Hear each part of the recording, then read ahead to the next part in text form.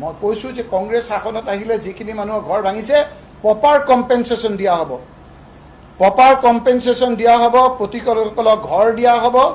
আমাৰ চৰকাৰ আহিলে সকলো শ্ৰেণী, অকল ইয়াতে নহয়, লখিমপুৰ ইয়াতে নহয়, আমি ডিমা হাছাও, আমি ইয়াতে নহয়, কাৰ্বি আংলং, আমি কোনো মানুহক আমি এভিকশ্যন কৰি আদানীক মাতি নিদিওঁ। এইটো আমাৰ স্পষ্ট নীতি।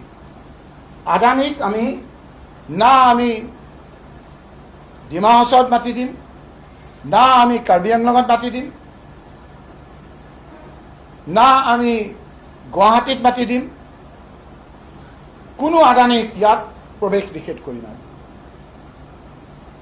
আৰু যিবিলাক দিয়া হৈছে সেইবিলাকৰ আইনৰ সুৰুঙা আছে নেকি সেইখিনিও আমি চাব লাগিব। যদি আইনৰ সুৰুঙাৰ মাজেদি আদানীক ইয়াৰ পৰা আমি গোটেই যিখিনি দিছে সেইখিনিৰ পৰা ল'ব পাৰোঁ, তেতিয়াহ'লে সেইখিনিও আমাৰ চৰকাৰে লোৱাৰ কাৰণে ব্যৱস্থা কৰিব।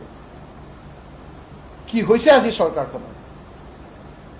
নিয়ম নীতি নামাতি ঘৰটো ভাঙি কালি আকৌ কৈছে যে এভিকশ্যনৰ ক্ষেত্ৰত কোনো মানৱতাৰ কথা নাই, এভিকশ্যনৰ ক্ষেত্ৰত দানৱতাৰ কথা আছে। আমিতো কৈছোঁৱেই, এবাৰ কয় দানৱ, এবাৰ কয় বলীয়া কুকুৰ। আমিতো কোৱা নাই, মইতো এইবিলাক ক'তো নকওঁ। মই বলীয়া কুকুৰ কোনে কৈছিল? তেওঁহে কৈছিল। গতিকে মই আজি এইখিনি কথা কৈ সেই মানুহখিনিক ক'ব বিচাৰিছোঁ যে আপোনালোক লগত আমি আছোঁ। অত্যাচাৰী এটা শাসন চলি আছে, কোনো আমি তেওঁলোকৰ লগত আমি কৈছিলোঁ যে আমাৰ চৰকাৰ যদি আহে তেতিয়াহ'লে আমি আপোনালোকক কোনো ধৰণৰ অসুবিধা নকৰোঁ। আহিছিলে এইটো চৰকাৰ, 240টাহে 273 পালেতো চৰকাৰে হৈ গ'লহেঁতেন। তেওঁলোকেতো 400 পাম বুলি কৈ কোনোমতে 240টা পালে। মাইনৰিটি গভৰ্ণমেণ্ট, লোকৰ বুকুচাত উঠিয়ে চন্দ্ৰবাবু নাইডু আৰু নীতিশ কুমাৰ বুকুচাত উঠিয়ে কেন্দ্ৰত চৰকাৰ কৰিছে।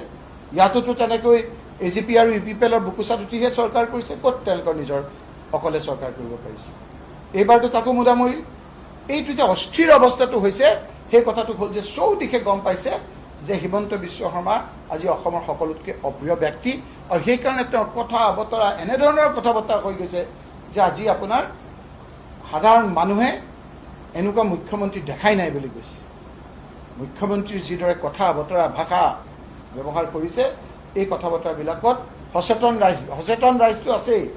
বিজেপিৰ যিসকল লোক অৰিজিনেল বিজেপি, সেই লোকসকলো আজি এই কথাবিলাকত বিতুষ্ট। বিভিন্ন ক্ষেত্ৰত আমাক কৈছে যে আমিও অস্বস্তি পাইছোঁ। গতিকে এইকেইটা দিন আমি তেওঁৰ লগত থাকোঁ নে নাথাকোঁ, আগন্তুক দিনত আমি বিজেপিয়ে কৰিম, আমি কংগ্ৰেছ কেতিয়াও নকৰোঁ। কিন্তু তেওঁৰ লগত থাকোঁ নে